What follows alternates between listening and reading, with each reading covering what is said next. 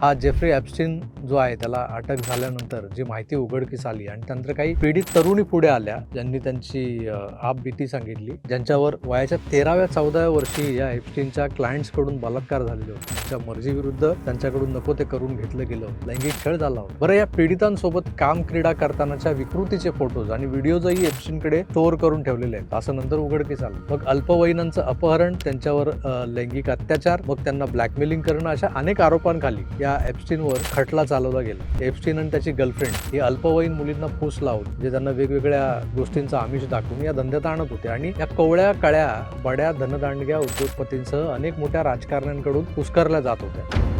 या सगळ्या प्रकरणात जग ज्या एप्स्टीन फाईल्स मधल्या डेटाच्या प्रसिद्ध होण्याची वाट पाहत होतं, त्या अमेरिकन संसदेत पास झालेल्या दी एप्स्टीन फाईल्स ट्रान्सपरन्सी ऍक्ट साठी कुठलं भारतीय कनेक्शन झटत होतं, या व्यतिरिक्तही अजून एक भारतीय कनेक्शन या प्रकरणाशी जोडले गेलेलं आहे, तेही मी तुम्हाला सांगणार आहे.